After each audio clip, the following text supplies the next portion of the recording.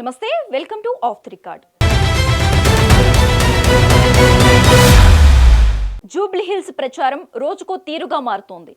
మొదట local non local war జరిగింది. ఆ తరువాత హైడ్రా కూల్చివేతలు, ప్రభుత్వ పథకాల మీద జోరుగా సాగింది. ఇప్పుడు ప్రచారం తీరును మరోవైపు మళ్లించింది బీజేపీ. కాంగ్రెస్ పాలకులు హిందువులను ఓ రకంగా, ముస్లింలను మరో రకంగా చూస్తున్నారంటూ ఊదరగొడుతోంది. దీంతో జూబ్లీ ఉప ఎన్నిక రాజకీయ పండితులను విశేషంగా ఆకట్టుకుంటోంది.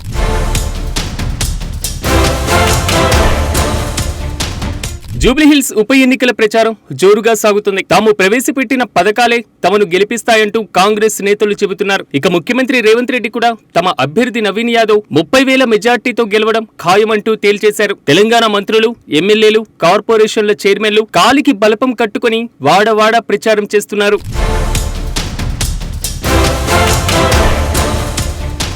ఇక నామినేషన్ పూర్తి అవగానే కాంగ్రెస్, బీఆర్ఎస్ మధ్య ఓ వాదన రేగింది. లోకల్, నాన్ లోకల్ అంటూ కాంగ్రెస్ ప్రచారం చేయడంతో బీఆర్ఎస్ మండిపడింది.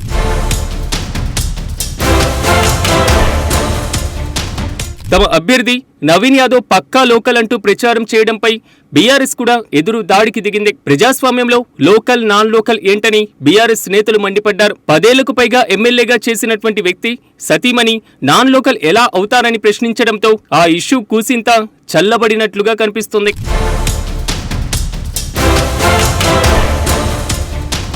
ఇక ప్రభుత్వ పథకాలపైన ప్రచారంలో జోరుగా చర్చ మొదలైంది. మహిళలకు ఉచిత bus, free current super hit అయ్యాయంటూ కాంగ్రెస్ వాడవాడలా ప్రచారం చేస్తుంది. దీంతో పాటు తమ సూపర్ 6 హామీలన్నీ అమలు అవుతున్నాయంటూ స్వయాన ముఖ్యమంత్రి రేవంత్ రెడ్డి చెప్పుకొచ్చారు. దీంతో బీఆర్ఎస్ నేత కేటీఆర్ పాయింట్ టు పాయింట్ అన్న చందంగా ప్రచారంలో జనానికి వివరించే ప్రయత్నం చేస్తున్నారు.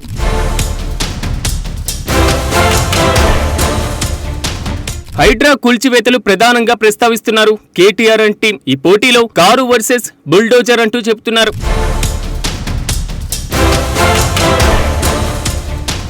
జూబ్లీహిల్స్ ఉప ఎన్నికల్లో కాంగ్రెస్ గెలిస్తే జూబ్లీ జనంపై కూడా బుల్డోజర్ రావడం ఖాయంగా చెబుతున్నారు మాజీ మంత్రి కేటీఆర్. అంతేకాదు హైడ్రా బాధితుల వీడియోలను చూపించి ప్రచారానికి రక్తి కట్టించే ప్రయత్నం కూడా చేస్తున్నారు. ఇక ఉద్యోగులు, రిటైర్డ్ ఉద్యోగుల ఓట్లను టార్గెట్ చేశారు కేటీఆర్. పీఆర్సీ, డిఏ ఇవ్వడం లేదంటూ ప్రభుత్వ ఉద్యోగులను బీఆర్ఎస్ వైపు తిప్పుకునే పని చేస్తూనే జీపీఎఫ్, గ్రాడ్యుయేటీ, రిటైర్డ్ ఉద్యోగులకు అందడం లేదని ఆరోపిస్తున్నారు.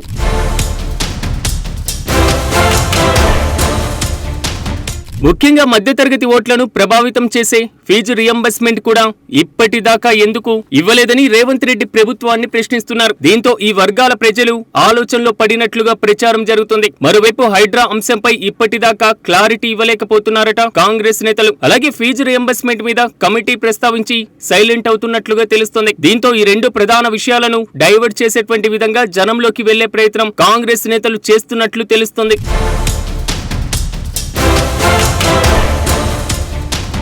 ఇదంతా ఒక ఎత్తైతే ఇప్పుడు బీజేపీ నేతలు జూబ్లీ ఉప ఎన్నికల ప్రచారాన్ని హోరెత్తిస్తున్నారు. కేంద్ర మంత్రి కిషన్ రెడ్డి ఓవైపు రేవంత్ రెడ్డి ప్రభుత్వ పథకాలు అమలులో విఫలమయ్యారని చెబుతూనే హిందూ, ముస్లింల ప్రస్తావన తీసుకొస్తున్నారు. ఇక్కడ కూడా పాయింట్ టు పాయింట్ అన్న చందంగా మాట్లాడడం కూడా ఇప్పుడు కొత్త చర్చ తెర మీదకొస్తుందట. మొన్నటి ప్రచార సభలో ఆపరేషన్ సింధూర్ మీద ముఖ్యమంత్రి రేవంత్ రెడ్డి నోరు పారేసుకున్నారు. కేవలం ముస్లింల ఓట్ల కోసం ఇంత దిగజారుడు మాటలేంటన్న చర్చ ఇప్పుడు జూబ్లీహిల్స్ ఓటర్లలో మొదలైందట.